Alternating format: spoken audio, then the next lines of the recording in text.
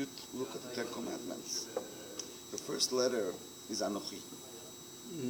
Anochi Hashem Elokecha. I'm God, Lord your God. And the Zohar says that the word Anochi has 4 letters. Aleph, Nun, Kaf, Yud. Anochi.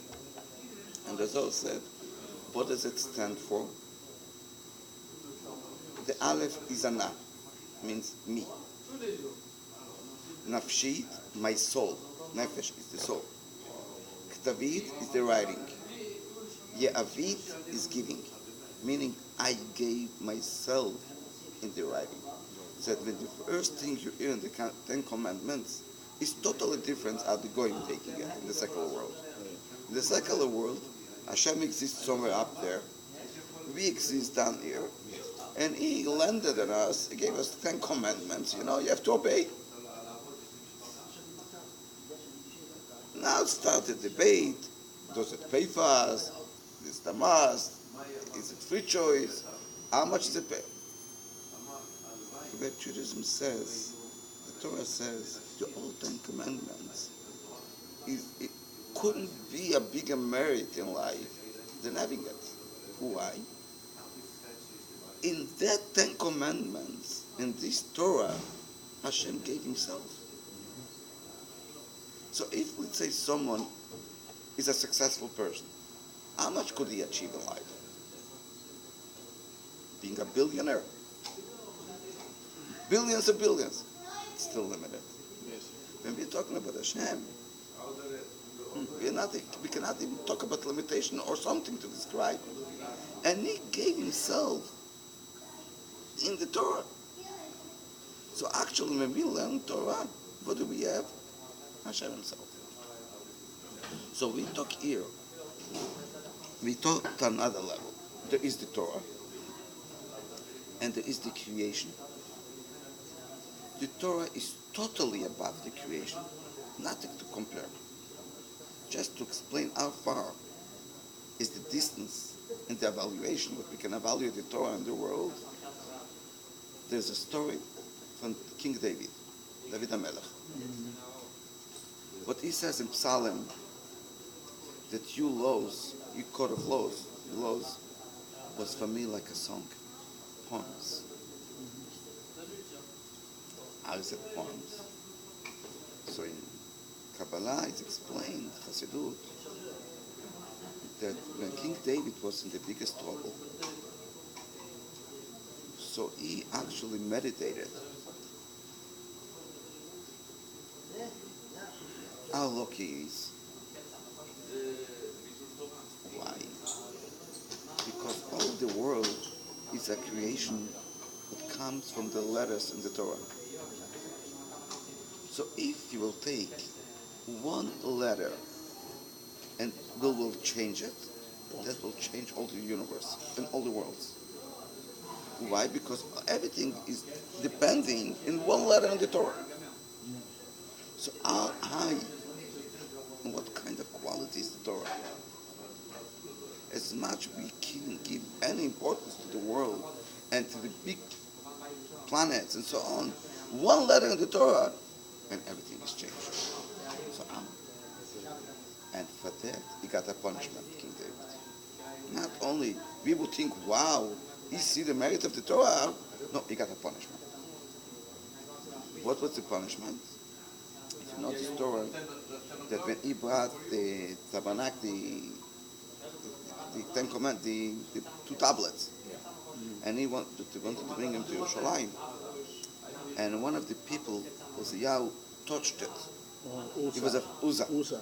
He was afraid it's going to fall down, and then he passed away. And of course, when you have such a simcha, such a joy, something like that happened, it kills everything. And why did it happen? Because on the tabernacle, you have to carry on your shoulders. You don't put it on a horse and a wagon. And King David forgot. He wanted to make it look beautiful, to honor the Torah. So he put it in a beautiful wagon and so on, but actually was against And he forgot. Why did he forget? Because everything is measured according to what you do. He praised the Torah with something, but it's only like the back, the outcome, but it's very little compared to the Torah. Why? He praised the Torah that the Torah is so big that all the worlds are depending on one letter. But that's not what the Torah is. The Torah is one with Hashem. Can we say that Hashem is only a creator? The creations are nothing for Hashem. We cannot describe Hashem as being a creator.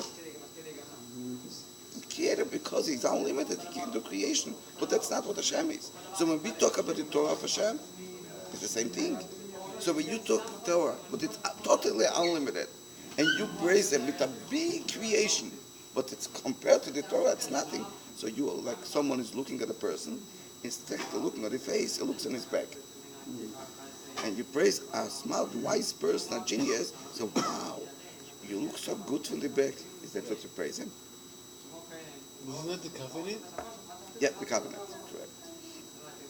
So the same thing, there is the mitzvah. How do we have to carry the covenant? On the shoulder, it means on your back. But since he emphasized on the back from the Torah, on the lower side, that's why he forgot. Forgetting is also coming. What do you mean, do you forget or you remember? If it's important, you remember. If it's not as important, meaning it's only in the back of your head, that's called forgetting. That's why Hashem showed him, but he forgot. Why? Because he praised the Torah. So what do we see from here? That praising the Torah with creation, that's not what the Torah is all about. But from the other side, who gives life to the world is just the letters of the Torah. Why? Because the Torah is one with Hashem. That's why it can give light to everything. Light and life to everything. That's why the letter of the Torah is existing forever.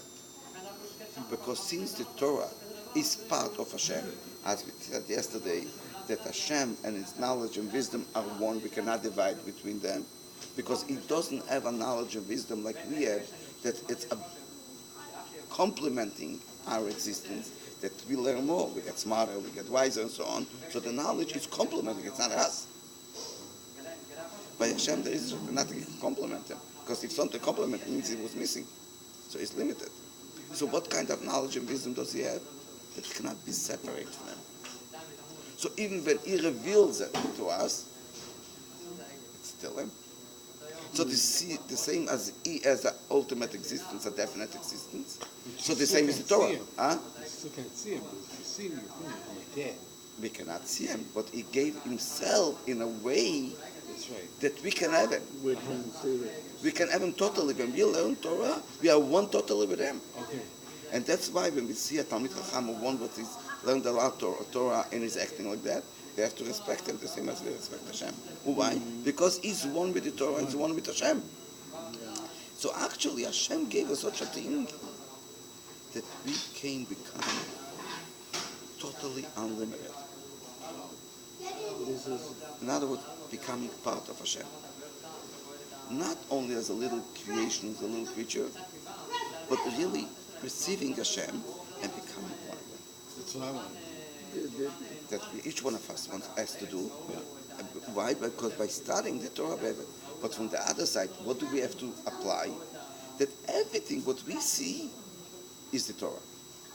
So now we say we cannot do a mitzvah. Why? Because nature doesn't let me.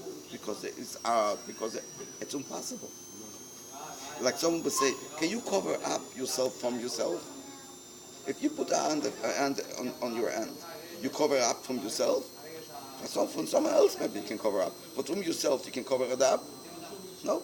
That's why if we want to make a blessing, it says we need to have a kippah, right? Mm-hmm. But if I'll just put my hand, it doesn't help. Because for yourself, you cannot cover up yourself. You have to be covered up. You need something beside. Now, if Hashem is everywhere and everything, is there something we cover up in Him?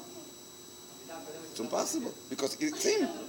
So can there be an obstacle? If there's an obstacle, it means it's against Him. So impossible to be an obstacle. but Hashem gave us challenges, we should be able to deserve it. That's why there's a challenge. So we worked on it. So actually, what is the Alter Rebbe saying in the first chapter? That we have to meditate and understand that all the creation is constantly renewed. Because if it's one moment not recreated, not renewed, it disappears like it was never exist. No impact at all. Like never existed. This is what everything, right? Everything. Everything. Every physical, every spiritual existence has to constant. And what gives it, what renew it? What gives it the life and the existence? That's the letters in the Torah. What is the letter 10 saying? The essence from Hashem? That's actually, in short, what it says in Tanakh. So actually, that applies in few levels of life. The first level, that everything is godly. Why don't we see it? Because he covered up himself in a way that we should be able to feel that we exist. It would be too much for us. We wouldn't exist if we would be revealing to themselves. So be able to exist and to be able to have challenges, that's why he covered up himself. But it's not something understood other can cover up. Only he can understand to be, because we cannot understand how can you cover up yourself. But still the cover up is still him. Everything is him.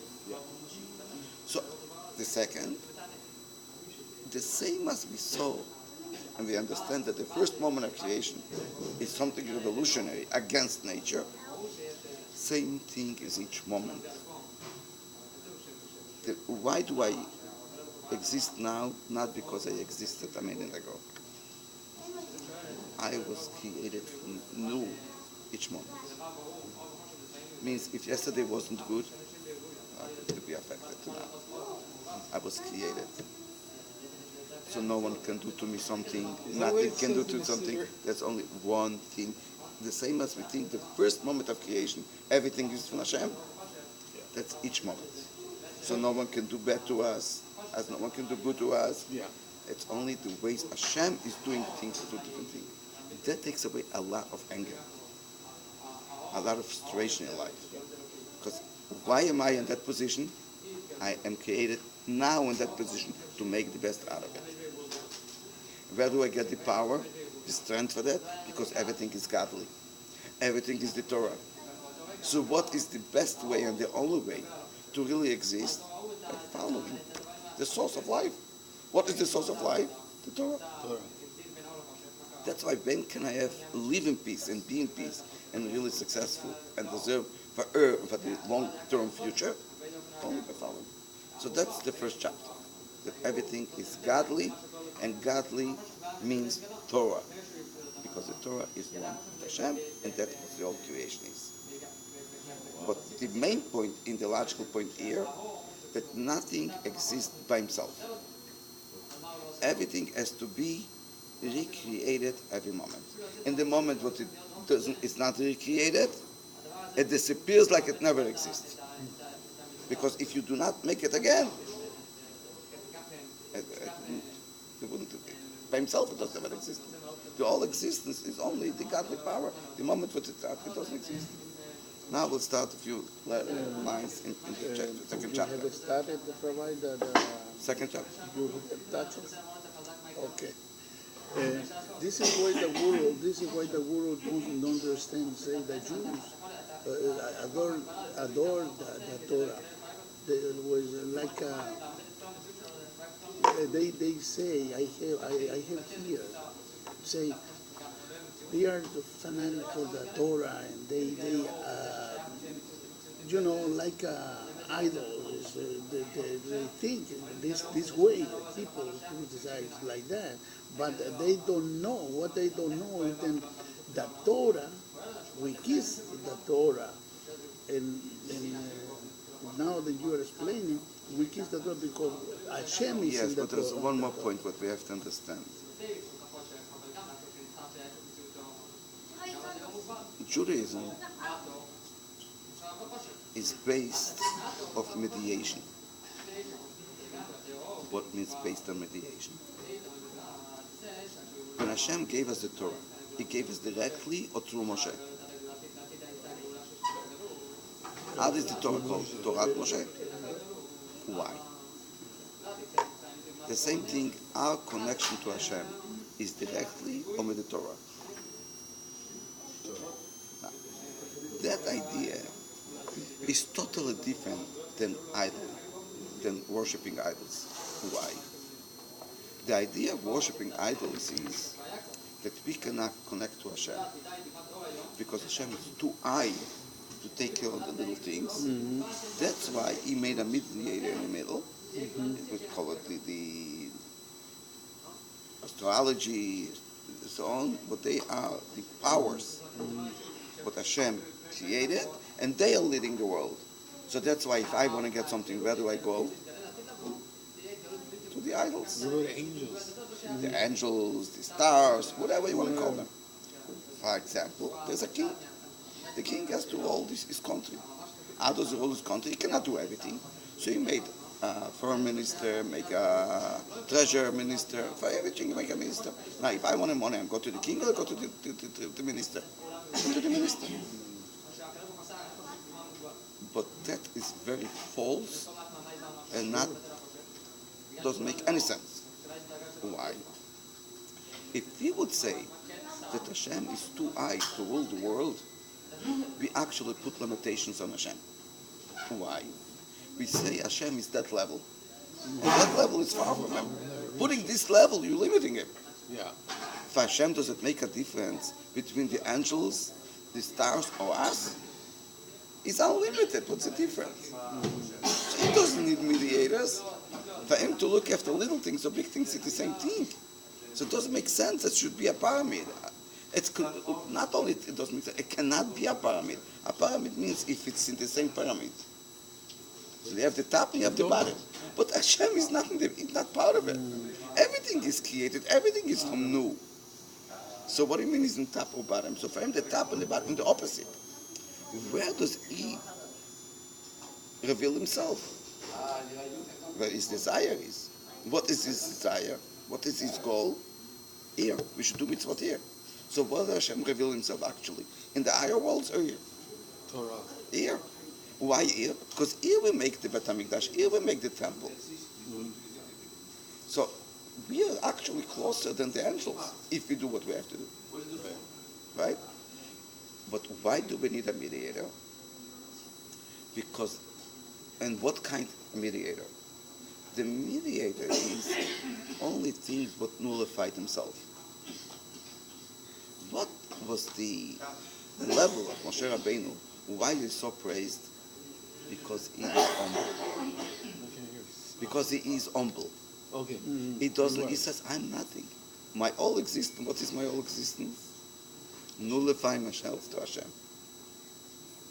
So Moshe is so close to Hashem that he doesn't have his own existence, and that's why he can give us also that ability to work and nullify yourself.